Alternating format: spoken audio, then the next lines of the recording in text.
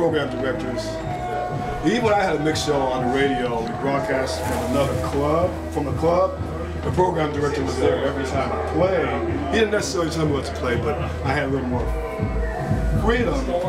But he would always say, play the hits, which meant play what the people have heard on the radio.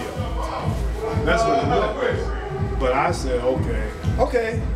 But then Mike would come down and say, John, can you play this? And I would slip it in, I would program it. So Mike did that, Kevin Simons did that. Kelly had a lot of DJs would come down and hand me white copies in hopes that I could program the music in my set.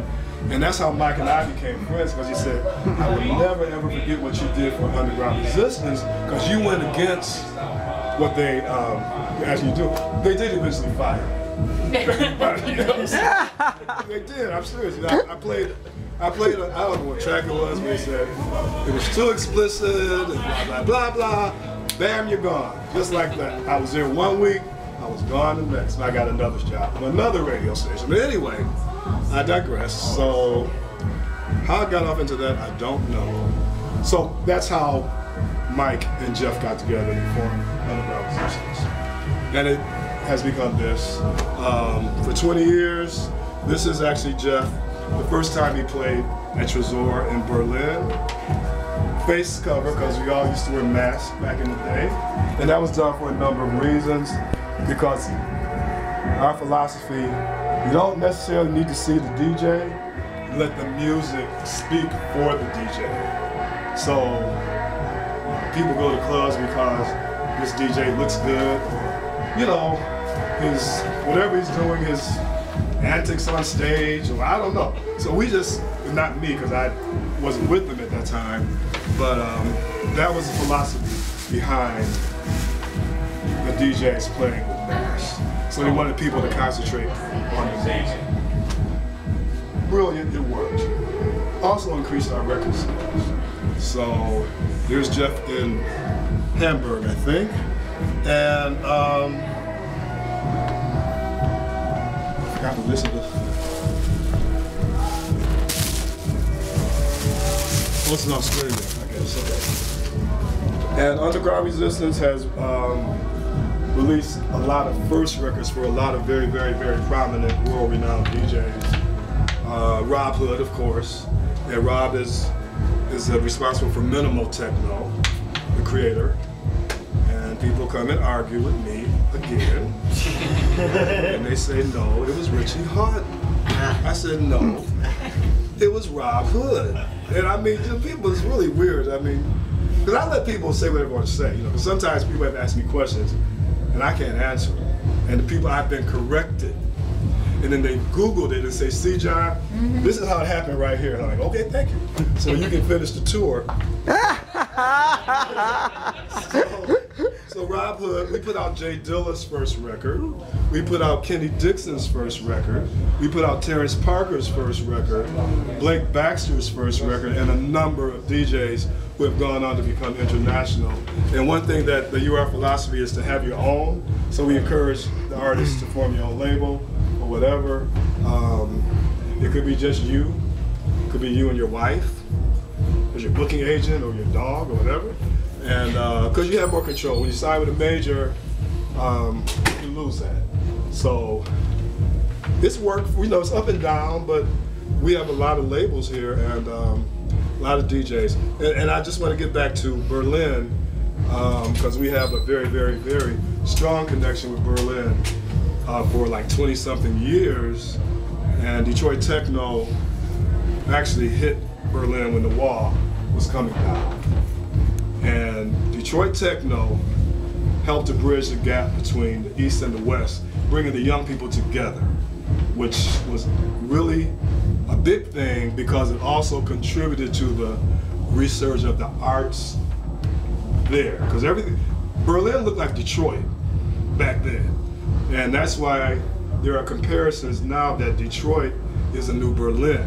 So Dimitri, who owns Tresor, and has been coming back and forth to Detroit for many, many years. He's in town now, of course. A lot of people from Germany are here.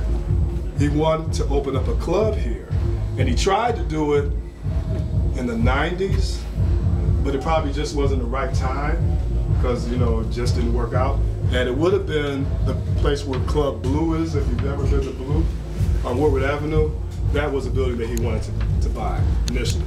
So he identified a vacant factory that he's been looking at for like 15 years. He's like, this is where we should have a new semi-type Trésor. So his thing is he wants to do for Detroit what Detroit Techno did for Berlin. So it's really a very, very genuine, sincere thing that he wants to do, and it's not like just an entrepreneur or a big business person coming into Detroit and wanting to take advantage of everything that's going on now. Because he generally wants to give back. And we formed the Detroit-Berlin Connection. We have a committee over here, and I'm on that committee, and a committee in Berlin, and we work very, very close together. And we just had a conference at the MoCAD Gallery a couple days ago with people from Germany and us. Huge turnout, talked about the club and repurposing space in Detroit and curfews, and it was really, really good. So hopefully, you know, it's going to work out. It might take a little while, but if you ever go to Berlin, you should check out Kraftwerk Berlin, because it was a former power plant that Dimitri converted into this huge entertainment complex. So when I was there, I'm like, okay, I see his vision now. Because it's not only is it a club, it's a restaurant, it's an exhibit space for workshops, for fashion shows. The orchestra in Berlin has played there. It's that big. So it's like a multi-functional complex. And that's what he wants to do in Detroit. And I think that way it could probably work. Because a lot of people just thought he wanted to open up a club, and that was it. It was like, why in Detroit? Nobody's going to come because you're going to get killed. You're going to get robbed, you know, that type of thing. So, and we're still battling a lot of misconceptions about Detroit. Because there's a lot of good things that have always happened here, and of course a lot of bad things, but that's in any urban city or major city that you have. It's just that Detroit was singled out, and the media only showed the very, very negative aspects of Detroit. And we get people from here, from all over the world, and they say, when I told my friends I was coming to Detroit, like, why are you going there? What? There's nothing there. You're gonna get robbed. Don't go out after dark. Cars gonna get stolen. All of that, seriously. And so when they come, they have a totally different experience. He said, people are so friendly here in Detroit. I'm like, yeah, we are. You know, I said, I've never been mugged. I've been here all my life. You know, I moved to New York for a while, but, you know, so when people come, I feel like I'm an ambassador for Detroit as well. So I have to dispel a lot of misconceptions, and because people come thinking there's nothing here, there's block after block after block of vacant blocks with one house or a burnout house here, and that's it. And I'm like, no, we have stable neighborhoods that have always been stable. We have mansions in Detroit. We have 3 universities in Detroit. We have a world-class museum, you know, all of that. Now, it is true that a lot of businesses moved out after the riots here, and all the businesses were owned by white people. So when they left, they took them with them. White flight here started in 1955. Wow. 1955. Really? So a lot of people think that it's like a recent 1980, 90, 1955. So. What prompted it, do you know? Well, I know at that time, no, that's a good question. Were there like new expressways built to the suburbs at that time? I think there were. I'm not sure, I wasn't born. Yeah. But me either. But I think we did have like one of the first freeways built in the country here.